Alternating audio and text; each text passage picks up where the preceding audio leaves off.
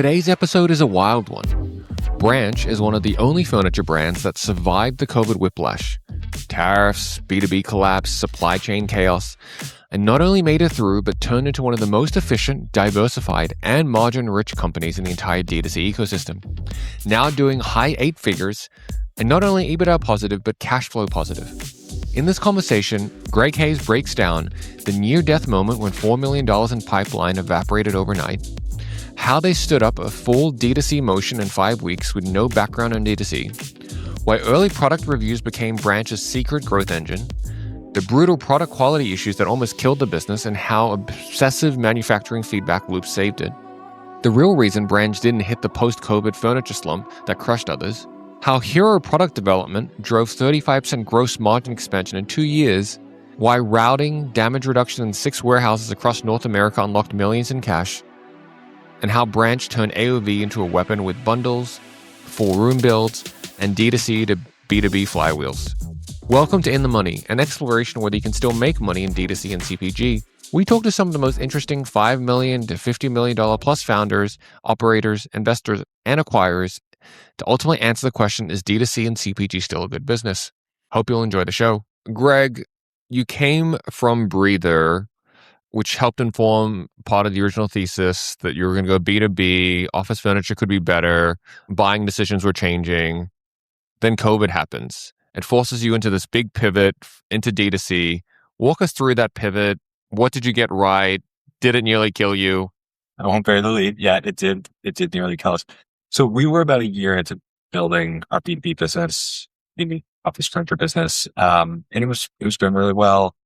The growth was strong. The economics looked good. You kind of think of that business as like direct to enterprise. And then March of 2020 rolls around and suddenly our entire B2B pipeline kind of says to us like, hey, we're holding off on signing our office lease. So we don't really need you right now or maybe ever again. And that happened really quickly. Like really it happened over the course of like 10 days. We went from something like we had hit our 1 year anniversary. We had like $4 million in the active pipeline. And then just like went to zero. It went to like $30,000. Like it was this crazy reduction. So it was like, what do we do? Like, do we lay off the team? Do we try to liquidate our inventory? Do we return all this capital to our investors, or do we try to pivot this thing towards direct to consumer model, which we were small and none of us had any background in it. So of course we were like, well, yeah, let's try to do it. And we just kind of told everyone on the team, like, you have a new job now. And the response was like, okay, no questions. So let's go try to execute on this. So what did we get right at that time? I would say speed was the biggest thing. We just like moved extraordinarily quickly on the pivot, like standing up an entire direct consumer business, ready for scale in like 5 or 6 weeks, retraining the team, negotiating a contract with UPS. We had to re-underwrite our entire line on this like supply chain changes. We had to stand up Google and Meta ads. We weren't doing any of that. We had to like literally repackage our products for the domestic parcel network because I couldn't go in an UPS truck. So speed, that was huge. I think an obsession with customer experience was really important. Like we, as founders, I had 2 co-founders, and we were deep into the nights and walking through the weekends, just like talking to every customer that we could, because we knew like even a handful of bad reviews, bad experiences could sink us. And then the third thing, and this is like maybe the magic touch that we had at the time, was a guy on our team, a young guy, said, hey, we think our products are great. Why don't we just like send a bunch of chairs and desks out to all of these product reviewers and see what they think? And I was kind of hesitant to do it. It was going to be expensive. And so I said yes. And it was crickets. And then like a month later, we just started seeing our daily revenue numbers in Shopify, like shooting up. Like, what is happening? And and then realized like we were starting to get all these like best office chair, best ergonomic office chair, best standing desk. These articles were popping up, and it had a huge impact on the business. In terms of what almost killed us, like supply chain, like growth exploded. We just like we weren't sophisticated. We didn't have the supply chain in place to keep up with it domestically or internationally. That took like a whole other year. But the big thing was product quality issues. Like we went from selling B2B where like the end user is an employee who is sitting in a chair at their desk. And if the chair is falling apart, they're not really going to the facilities director and being like, I hate my chair. Like we're never getting that feedback. And then suddenly you turn on a direct to consumer business and consumers are buying the products, and very quickly they're letting you know that products are not great. They're far more fickle. And so we just had to move like extremely quickly to fix product quality issues. It was a big lesson for us. And had we not done that, right, like the whole thing would have unraveled. product quality issues, I imagine, during a fractured COVID supply chain are not super easy to fix. So Yeah. how are we able to do it so quickly? It's hard to remember now. That was 5 years ago. But I think it was just raw intensity and look, like our manufacturing partners at the time, like they were scared too. They were worried about their business too. And so like every little bit of feedback that we gave them, they were working very quickly to fix. And maybe like one benefit to us was that there was this like supply chain crisis at the time and you couldn't get stuff into the US. Everything was backlogged. And that maybe gave us like this little bit of buffer in time to do some product development optimization that by the time we get into 2021, you see this huge improvement in product quality. And that's when things were like really starting to go hockey stick on the chart. If you were to reflect, I imagine, when March 2020 happens and your pipeline goes from $4 million in revenue to 30,000, you're like, boy, we could not have launched at a worse time. But then maybe 12 months later, after everyone had received their stipends from work to buy office furniture at home, you were like, we could not have launched at a better time. Yeah. So we couldn't have launched at a worse time for three reasons. One was, we were originally manufacturing almost entirely in China. We launched our business into 25% tariffs from the first Trump administration. Like our underwriting was out the window on day one, effectively. Okay, we fixed that. We get through it. And then we hit our 1 year anniversary and COVID hits and like crushes our entire pipeline. Okay, we got to figure out this pivot into direct consumer. And then the supply chain crisis hits. And it was just like one near death experience after the other. But that stuff's important. Like you figure it out and it makes you stronger. But now with retrospect, we look back on that time and we're like, wow, that was really rocket fuel because we figured it out. That was really rocket fuel for our business. Everyone, this like macro tailwind, everyone's figuring out like, I'm going to be staying home for a lot longer than I originally expected. I better not be sitting on this like wooden kitchen stool anymore. So it was very good for our business in 2022, 2022. The business today, 5 years later, is still mostly D2C. I know that you've kind of restarted the B2B motion. Why not jump straight into B2B, and how do you think about that channel mix? Why not jump straight into B2B right now? Like after kind of once people were going back into office, that you were still spending kind of the 23, 24 era, you're still spending most of your dollars and energy on D2C. D2C today is still the biggest channel. I guess, did you think about jumping straight back into B2B when people started going back to office? I think we always had this, like we always had a B2B business available to the market. It was and just like for the listeners to be clear, when I say B2B, I'm talking about a true enterprise sale. I'm talking about our business selling to an end user business who is furnishing their entire office with our furniture products. We would have loved to have seen that business grow. I think we weren't ready to dedicate the resources to it when we think about the 22, 23 era. It's probably by 24 we were, because we weren't seeing the data in the market that was telling us that there was a real return to office happening. We were seeing the large legacy public companies in the space continue to struggle. And we had this consumer business that was growing rapidly. And then we had these opportunities in wholesale and an opportunity to launch on Amazon, that were all very exciting. And so I think we probably played it right. And then you fast forward to 2024 and into 2025, and there is this real like return to office, and there is this trust that's been built in our brand, and companies are ready to spend six figures with us in a way that they probably weren't in 2022, 2023. So I think the timing probably has all kind of like worked out for us. AI. Everyone's talking about it, and you're worried you're getting left behind. Meet RichPanel, an AI-first customer support platform that's built for one thing: making support faster, smarter, and cheaper for e-commerce brands. Something you can actually feel smarter about using. RichPanel combines a unified inbox across email, chat, and socials, a customizable self-service portal that customers actually use, and Sidekick AI, powered by GPT-4, which learns from your past tickets to suggest on-brand replies. Does it actually work?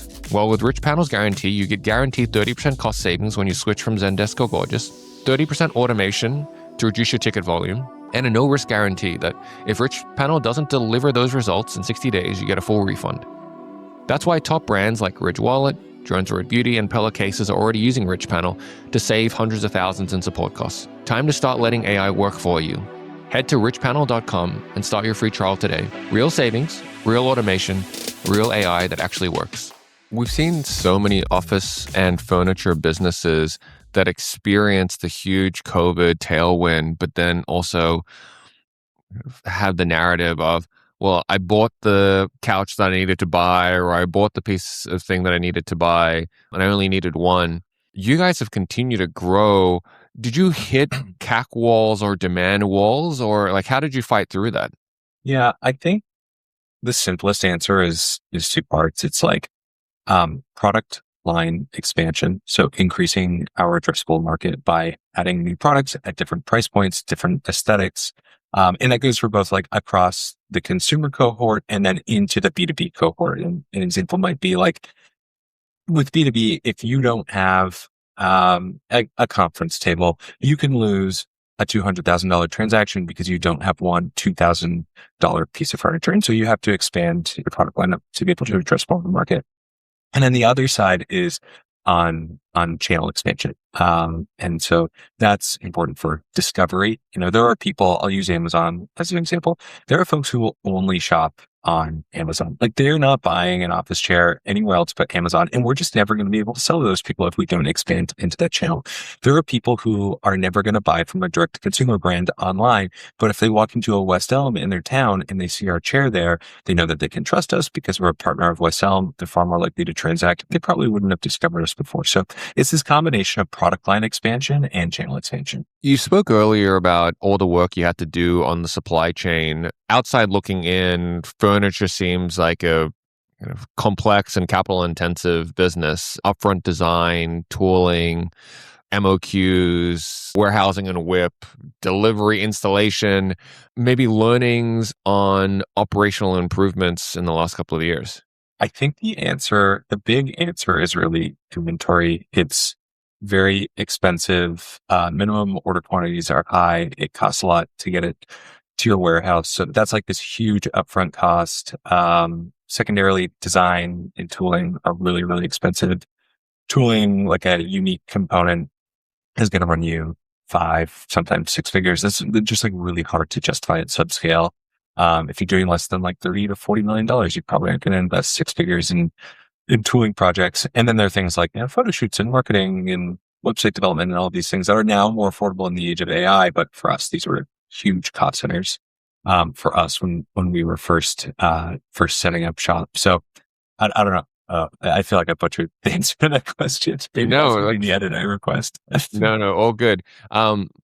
You mentioned inventories being one of the kind of inventory management's being one of the big unlocks. Yeah, maybe talk a little bit more about that. So yeah, I think like forecasting is better forecasting is probably the most important thing that we've implemented, and it's not close. Like you think about the improvement to our cash conversion cycle, which has been enormous the past kind of year and a half since we fixed our forecasting. We basically have given ourselves a funding round just on more efficient use of working capital. And forecasting is very hard. It's really difficult, but it's so important. Just think about the impacts of forecasting. Well, it's like we have less cash tied up in inventory. We have an appropriate level of inventory that allows us to maximize revenue. With this cash that we now have, we're able to fund programs like product development and big bets that we're experimenting with. So it is having an impact on the growth side of things. And then, of course, like our warehouse storage costs are coming down. So it's been huge for us.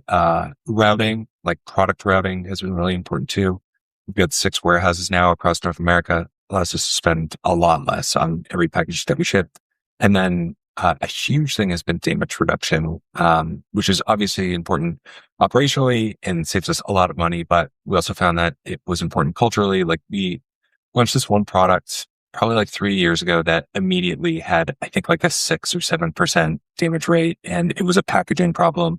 Packaging was really bad. It was getting killed in the domestic parcel network. It became this like obsession internally. We tracked our damage rates obsessively. We worked with multiple packaging engineering firms. We updated the whole company weekly on progress that we were making. We were very transparent about it. And today, when I look at that product, it's got a damage rate that's like 0.3%. So it's important financially. And then it just like feels really good to know that we work together cross-functionally to fix something that's really hard. You mentioned earlier discovery at West Elm. So you're partnered with West Elm to reach home office workers and maybe some SMBs. What does a good retail partnership look like for Branch, and what have you learned from your experience there? Yeah. So Williams-Sonoma and specifically West Elm have been a great partner for us. One of the things that makes them a great partner is that they're genuinely excited about us. So we've seen this with a few partners now, but when we were first getting to know them, we were having a conversation concurrently with one of their direct competitors. And it was just like night and day. West Elm was just like so much more interested, like genuinely interested in us. And we thought that that was a very positive signal. And it turned out to be a positive signal. Outside of that is probably what you would expect. It's like the potential to generate material scale with the partner. Brand alignment is really important. Like customers need to view the brand positively. It kind of needs to feel like not our brand, but like our brand. There needs to be the potential for discovery, like true incrementality resulting from partnership. There has to be an openness. It doesn't have to be, but we really like if there's an openness to create just floor space in physical retail locations. And then like the big one, alignment on the unit economics. It can't just be a one-sided deal. We have margin requirements too. And like we've gone down the road with partners and then they're like, okay, last mile, they're like, we need another 7% on our margin. And we're like, well, we don't have 7% to give you. And so it's like, unfortunately, this isn't going to work. I feel like there's been more embedded tech as a conversation in furniture and offices. Branch gets talked sometimes about as a part of the broader, future of work or prop tech ecosystem. Yeah, do you see furniture fitting into that kind of prop tech stack? Are you getting more requests from your B2B customers about embedded tech as a part of the larger real estate workflow? Like, yes and no. I'm not sure that the customers are thinking about it quite yet. Some of the more forward-thinking or sophisticated ones are, but in general, not yet. But I think that there are a few parts to this answer. Like the first thing I will say is if we end up in a business of like just selling desks and chairs, like that's still a huge market. You can build a big business in it and like that would be fine. But I think that there are like three parts outside of just selling furniture that are saying first. The first is this idea of like a hybrid ecosystem. Just like this opportunity to build a business that bridges the gap between working from home and working from the office. And companies are already actively using us to outfit their hybrid workforce wherever they work best. And we're building a whole digital platform around that. And then we see the real estate perspective when we think about like real estate and prop tech, and landlords are increasingly turning to these like full turnkey options for their clients. They are competing directly with the WeWorks and Industriouses of the world. And we've been a big part of transforming portfolios to meet those needs. It's actually become a big part of our business. But I think the most exciting thing is, to your point about embedded technology, is kind of from like a health and wellness perspective. And we're building something that we think is ultimately more akin to a wellness brand than a furniture brand. People think about sleep health, and they leverage like 8 Sleep and Sleep Mattress. So they think about like general wellness and they leverage an Aura Ring, but how are they optimizing their workplace wellness? Are they tracking that at all? And the answer is basically no today. So we think there's a big opportunity to fill that need. You're sleeping well, you're eating well, you're exercising well, but are you working well? That's like 8 to 10 hours of your day. So that's a big focus for us. I'm looking forward to the Branch office chair where that's going to have that, I can't remember what the EMS stands for, but the electric pulses that I think they're making a comeback, or I think they're going to go more mass market. But yeah, I'm looking forward to where you can get 6-pack abs sitting in a Branch office chair. I don't think we'll promise that yet. If you think selling to your domestic market is good, wait till you see what happens when you truly go global. That's where Passport comes in. Passport is a full-stack global commerce partner built for ambitious brands that want real international scale without the headaches.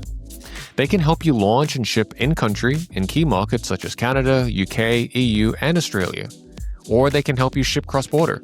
With Passport, you get smooth international shipping to over 180 markets, fast, DDP ready, with branded tracking, high-touch customer support, and top-tier delivery success.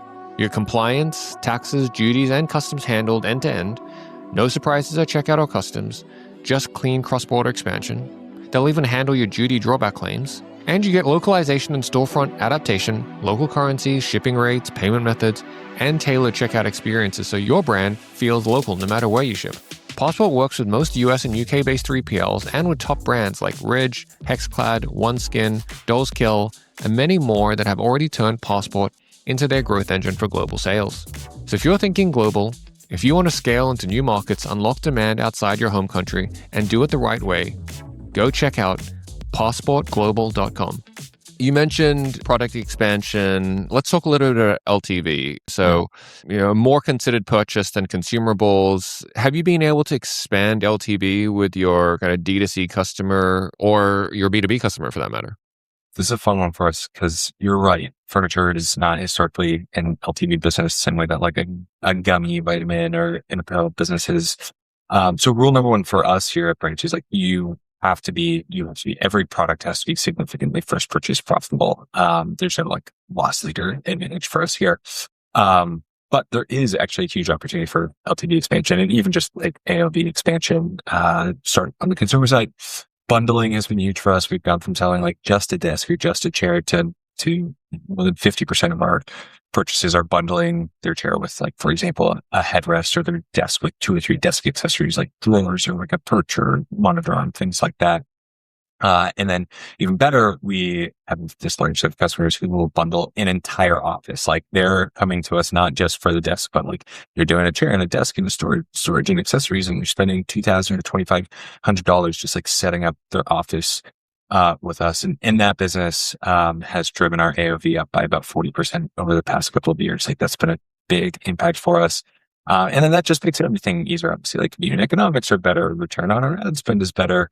And then the ultimate, which I kind of mentioned to you earlier, is like we have customers whose employers are then moving offices, and then you're telling their employer how great their work from home branch setup is, and we end up with like a 5-figure, low 6-figure enterprise sale out of it. And so it's this like ultimate direct to consumer to B2B flywheel, and it's a real thing that happens. And then that brings me to BLTV, which is like an entirely different beast. The repeat rate on that business is kind of astounding, like even to us. I'll keep the actual rate confidential, but I'll just say it's not uncommon for us to see 5 or 6 follow-on transactions from a single office client. And these are like not small. These are not direct consumer style transactions. These are like pretty large transactions. So LTV on the B2B business it has been a big part of our success story over the past 18 months. Yeah, it's incredible. Meta CPMs continue to only go in one direction over time. Yeah. Is your D2C business still kind of meta-centric like most D2C businesses? I know that you talked about product seeding at the beginning, and with the volatility, is there other tactics that you're using to combat that? Yeah, I think we're a little bit different. We are very aggressive about our like full program efficiency. We're probably in the top decile of direct-to-consumer brands in terms of how efficient we're able to be. And of course, like we measure it on a channel by channel basis, and direct to consumer is, as you would imagine, the most expensive of our channels. But from what we hear, like we're still probably 50% more efficient than benchmark for direct to consumer brands. And again, like we have to be, because there isn't this repeat business. Like we have to be first purchase profitable, and a big part of that contribution margin calculation that we do includes our marketing spend. And for us, like we've got this huge advantage because B2B and wholesale are exceptionally efficient channels for us. Wholesale has very little direct acquisition costs. It benefits from this like brand exhaust from our direct consumer marketing efforts. And then the vast majority of our B2B business comes organically, like we talked about earlier, word of mouth, referrals through the real estate industry from repeat business. So there is, of course, like a non-marketing hack associated with having a sales team. Like we have a full in-house sales team. But again, the program is just like exceptionally efficient. So the way I would describe our program is it's not meta-centric. It's this combination of like Meta and Google and affiliate, and they're kind of like 4 or 5 big impacts. And we theoretically spend like a bunch of money on direct consumer acquisition, and then all of our other channels benefit from a halo effect on that spend. So yeah, it's a very efficient program, but I do think we're uniquely positioned because of the diversity of our revenue streams. And I imagine all those AOV boosters have helped with that efficiency gain a lot as well. Huge. Yeah, it's a big part of the story. With all the product expansion, naturally products have their own distribution curve, some crush, some less so. If you look back, is there a product that you launched too early or too late? And what has that taught you about reading consumer demand? I don't think that there's anything that we've launched too early. We should always probably be moving faster. There are a couple of products in our product development funnel right now that when they launch, I think could be transformative and And I really want those to have launched already. Like, I think if we went back 18 months and we looked at our pipeline, we'd say like, oh, those will be launching like this quarter or next quarter. But, great products take time. We've got a really strong product development team for always kind of reminding me this, like, we don't want to launch this without it being perfect. And so these things do take a little bit longer. So I think the answer is like no major hindsight regrets, but maybe when we get a couple of these new products to market, I'll be like, why didn't we launch these sooner? I wish we would have just done the market with these. Branch is a VC-backed company. How do you balance VC scale expectations with maybe the capital intensity of an asset-heavy business? If I'm being honest, like if I go back to day one, 2019, when we were first talking to VCs, I'm not sure that in 2025 that those same conversations result in like a pre-seed or a seed. Not that it was easy then. It's just I think the bar has been raised and it's much harder for physical product brands than it was 5 or 6 years ago. And like a big, I think everyone knows, a big part of the reason for that is we saw some of the biggest direct to consumer brands fail pretty spectacularly when they went public in 2021, 2022, and that like totally changed the narrative. And we even saw that the last time we raised capital. Like we last raised capital in late 2021. We were literally pitching direct to consumer physical product VCs, and they were like, yeah, we don't do this anymore. We're only funding consumer enablement tech or whatever. And so I think things are like far less bad now than they were in 2021, 2022. But I also think like VCs don't forget and they feel a bit burned by the whole experience. But more optimistically, I would say like, I think the opportunity for scale for the best run direct to consumer companies is enormous. Consumer economy in the US is, I think, like 20 or $25 trillion a year. The best consumer companies are going to generate VC scale returns against that opportunity. So to me, it's like, look, if you're launching a truly differentiated business with 50 or 60% gross product margins into a massive TAM and you've got high repeat rates and VCs believe that you can execute, like you're going to get funded. And you've grown tremendously since going back out to market in late 21. Has that just been a maniacal focus on capital efficiency? Yeah, I would say. So this is one of those things where if I'm talking to like aspiring entrepreneurs or whatever, like, what's the biggest lesson that you've learned? And it's like, I think the biggest lesson that I've learned is like pick the right co-founders and make sure that they are aligned with your vision. And one of the things that I was obsessed with in the early days was not incinerating investor capital and building a business quickly, but efficiently. And so, yes, it has been a hyper focused. I think the more specific focus lately has been around gross margin. We spend a lot of time on this. And as a result, like in 2025, our gross margins are up 20% year on year. And like versus 2 years ago, they're up 35%. And this is just like what we spend a lot of time thinking on. And when your gross margins are growing that quickly, everything else just like feels a little bit easier and you're able to sleep at night. And it's in my view, it's the right way to run a business. Now it does make pace of top line growth more difficult. And so you have to get more creative. And you probably have to execute even better than you would, had we just gone out and raised, as if this is easy, but like, had we gone out and raised 30 or $50 million in growth equity or venture capital, like my job would probably be a lot easier. But I think the way that we've chosen to do this is the right way. But if you'd raised the $30 to $50 million, you'd be focusing on a business growing top line with worse efficiency without the 35% gross margin improvement. And in even the medium term over a 3-year horizon, probably have a worse business than the one that you have today. Yeah, I think that's probably right. In our case, there would be a lot of pressure to grow very aggressively and the business wouldn't look the same. What's been the single biggest win of the past 12 months? Whether it's new SKU, an operational milestone, something else? I would say it's probably multiple things coming together. Specifically, I think like the last, call it 4 or 5 hero product launches, and the impact that they've had on the top line and on gross margin and then like on the bottom line at the end of the day. I want to say here today, I kind of like can't believe the impact of, even if I identify like the 2 most successful of them, the impact that those products have had on the business. Like they de-risked us, we've opened up new customer segments. They've, as we talked about, improved our gross margin. They've improved our marketing efficiency because of the more compelling products that we can create creative around. They've improved our customer experience. Our reviews are better. It's been huge. And of all of those things, again, it just like, they keep going back to gross margin. Like they've just like had this huge impact on our gross margin. And it's just like made our lives easier across the board. Why do we love Numeral? Well, here's the good, the bad, the ugly. The good is that over 2,000 e-commerce store owners just like you use them for sales tax compliance, including brands like Graza, Ridge, Gruns, and 8 Sleep. The bad is that none of us got into this to spend a ton of time on sales tax and admin, which is why Numeral is able to help you in 5 minutes or less get full coverage, deal with registrations, ongoing filings, and compliance. It just all happens in the background. And the ugly is that not a lot of store owners know that sales tax is actually personally guaranteed.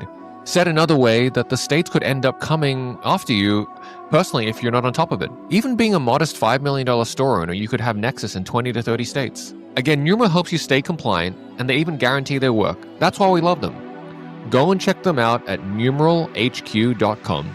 Let's click into that a little bit more, which is for now a scaled business that has a product portfolio. I'm maybe even a little bit surprised that you can have 2 new hero SKUs that stand out and make such a big impact on the business. Yeah. So when you think about a lot of like direct to consumer sell businesses, they might have like 1 or 2 hero products and they're highly dependent on this. It's not what a business looks like. Like our most successful product generates maybe 20% of our revenue. It's very diversified. And when we're launching these new products that I'm talking about specifically, they're launching into cohorts of the market that we have not been able to address before. And so like, I'll just like make up an example, like a super premium, very high end ergonomic chair, something that we've never had. Like that just opens up a part of the market that we weren't selling into at all before. And premium product like that is going to have a higher margin and it's going to attract like media attention and just like everything around it. And it has this halo effect on the rest of your products because it's so high quality. And then you have this view of like, okay, well, if they can create something like that, then everything else must be high quality too. I think the other thing is, and this has been a lesson over the last 2 years, when we first launched the brand, I would call it like a semi-white quasi white labeled type of thing where like we had our manufacturers and they had designers in house and we would kind of say like, well, we like this design, but we want it to look like this and this and this. And we want this feature. And they'd make it for us. But like at the end of the day, they like own the design. Since then, we've built out our entire like in-house design team, product development team. We design everything. We go to a global market with our designs and we say like, give us a quote. What's it going to take to manufacture this? And so we end up in a situation where like we are engineering into a contribution margin as opposed to we're not price takers anymore. We're price setters. And so that's allowed us to say like when we launch, we are not going to launch this product unless we can guarantee like X gross margin from it. And that X gross margin is in some cases double the gross margin of our legacy line of products. I think pretty talked about this year with brands experiencing a lot of CAC volatility to focus, maybe take some marketing dollars away and put them in your product development and trying to expand LTV or trying to find kind of cohorts of customers, as you said. But it also creates a lot of operational and working capital efficiency. It almost is easier just to kind of try new creative ads to see if you can get more efficient versus, hey, we're going to take a big working capital bet. How have you try to think through that, balance that, and deal with the risk of, hey, we could spend 6 figures on tooling and then an initial PO, and if it doesn't hit, we're going to have, an expensive problem. Yeah. Well, step 1 is market read. Okay, actually, let me back up. Step 1 is having a great product development team and a great team of merchandisers who have a good sense of what the product actually needs. Step 2 is customer interviews. We spend a lot of time talking to our customers and customers who we aspire to have. And then there's like a fair amount of market data available where we can look and say like, we know that we don't carry this product or we don't carry, these color and material finishes, those kind of SKUs. So we should add those to our lineup. And so I think that there's a limited risk to these things. At least the way that we go about doing it. We also work with as part of like going to a global market of manufacturers and saying like, who wants to work with us? We're able to negotiate terms with our manufacturing partners where maybe they're taking on 50% of the risk associated, the financial risk associated with the tooling. We're not taking on all of that risk, things like that. So Yeah, it's something that at the level of sophistication the business was at 3 years ago, 4 years ago, like there's no chance we would have been able to take these risks and sleep at night. But today we feel like, and the record shows over the past couple of years, and we've got a pretty good handle on this and we're comfortable with the risks that we take. And I'll just add one more thing is we're profitable. We generate cash flow every month, every quarter, every year. And that just like, it just feels less risky when you know that you've got this like cash generation machine behind you. Amazing. Is there a tactic, channel, piece of tech that's working especially well right now that the audience might be able to benefit from? Um, I would not say there's one specific thing, and I think that's a good thing. You talk to founders who are entirely dependent on one tactic or one channel, like, everything's on Amazon, everything's just like TikTok or everything's like, one product's gone viral. And that just sounds like incredibly stressful and risky to me. So I don't think so. We don't have this like single point of failure risk. And maybe the downside to that is we don't have this like explosive, we've never seen a situation where like we launch a single type of creative on like a single channel and suddenly like, our revenue doubles overnight.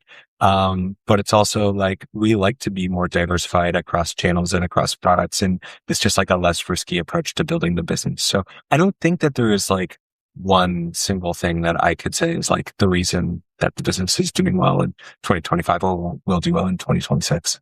But it sounds like at your scale, increasing gross margin by 20%, doing that work, combination of new SKU development with much higher gross margin, doing the work on your supply chain, doing more work around inventory planning. I mean, 20% is such a big number, 35% over 2 years.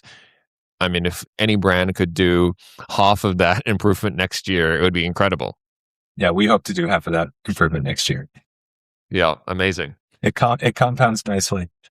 Greg, as we head towards a wrap, is there anything that you're looking for from listeners, channel partners, collaborators, designers, investors to accelerate Branch's next phase of growth? Yeah, I think collaborators and channel partners are always interesting. We're always looking for new, great channel partners. And then, yeah, I mean, if you're in the market for furniture for your next office space, give us a look. We'd love to help out. Greg, thanks so much for coming on. Really enjoyed it and look forward to next time. Thanks, man.